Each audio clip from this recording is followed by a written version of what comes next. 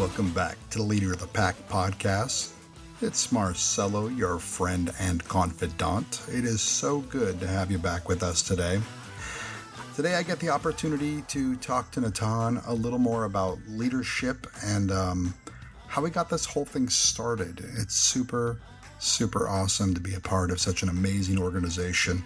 And let's just get right into it. I can't wait to hear what he has to say. Hello, Marcelo. How are you, sir? And hello to everybody else. I was just thinking, one of the good things about having your own podcast is that you'll always have your own self back. No matter what you say, no matter how politically correct or incorrect you are, I'll probably always have myself back. So, Marcelo, thank you for having me back. Anyway, so on to that really serious subject of leadership. Leader of the Pack was started when I saw in my counseling of couples that so much or so many of the issues that were happening for couples were actually rooted in the man not dealing with his stuff, in the man being lost for what his role is in society, what his role is in the family, and even I think even deeper and more important, men not knowing who they really are, and bowing to be the answer of who am I as a man is whatever society or my family tells me to be, or whatever my family needs from me or demands from me. That is the answer of what I am as a man.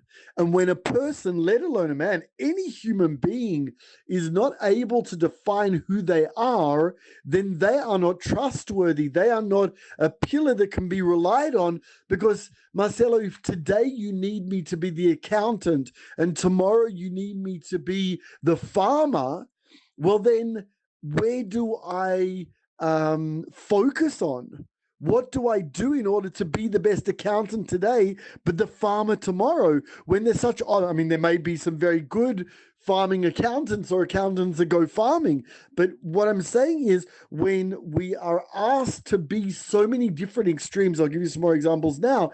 When we're asked to be such different extremes constantly, and we are reactive rather than proactive to those demands of society or of our wife or of our children, then we have no darn clue who we are, and we are absolutely unreliable because we can't be everything. No person can be everything, right? Let alone we can't be always what other people want us to be when we feel no right to be who we believe that we should be or even want to be. Some of the more serious and difficult demands that the world has on us, for example, is I want you to be masculine but very feminine. But if you're too feminine and you cry when I'm crying to you about something, then you're too feminine. But if you don't cry when I'm crying to you about something I'm hurting about, then you're too masculine and don't know how to feel. These are the types of things that men are being demanded to be polar opposites all at one time. I want you to be the working man that provides for us, that gives us everything financial that we need as a family. But I also want you to be home to put the kids to bed every night. And why aren't you at the soccer games or the football games for the kids? And why aren't you drawing with our daughters and our sons? Again, like polar. Some people manage to do that, but how can we step up and be 5 different polar opposites at one time? It's almost impossible. So I saw within my counseling, I saw so many of the issues happening because the man was unwilling to or unable to stand up and say, hey, this is who I need to be. I can fit a whole lot of those different demands and needs into that. But you, as my wife, as my children, as society, need to allow me to define myself as a man.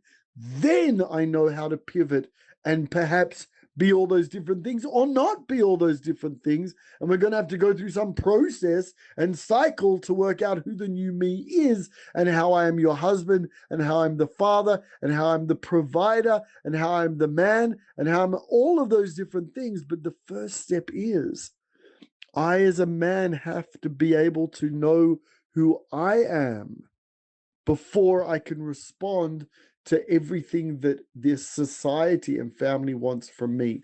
So I started this movement, this brotherhood that would create a safe place for men to learn to be who they need to be on their own terms with other men, rather than female society demanding for us to be something before we even knew who we are.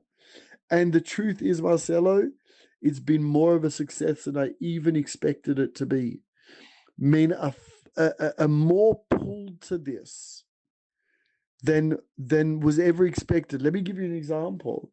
Like, men's reactions within Leader of the Pack, something happens to them, good or bad, they want to share it not with Facebook, but with their brothers from Leader of the Pack. When they're having a difficulty in life, they're not bottling it up all inside and having that explode all over their family, but they're turning either to, in our accountability meetings that we have once a week, which is a quite a big group of men, or there are all these small kind of niche groups within the bigger group where men are finding that this guy I really relate to, and he's going to hold me accountable, and he's going to be able to hold, me accountable for whatever stuff I'm doing or not doing, right? So men are turning to other men like we did just a few hundred years ago for advice, rather than Googling it, rather than Facebooking it. Men are going, hey, I have other wise men who are reliable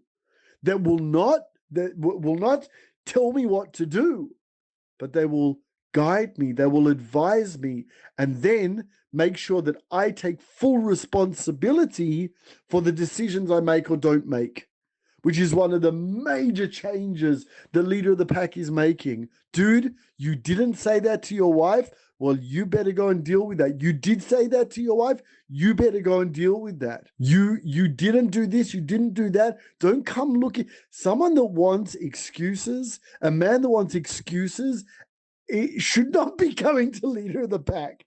Okay? A man who wants excuses should not be coming to Leader of the Pack. A man that wants to be accountable for his actions and inactions, pardon me, and wants a brother or brothers to hold them accountable for it in a caring and loving way, but in a strong way, well, then this is a place for you. This is a place for your husband, for your father, for your uncle. Yeah, that sounds about right for Leader of the Pack. If there is a need, go fill it.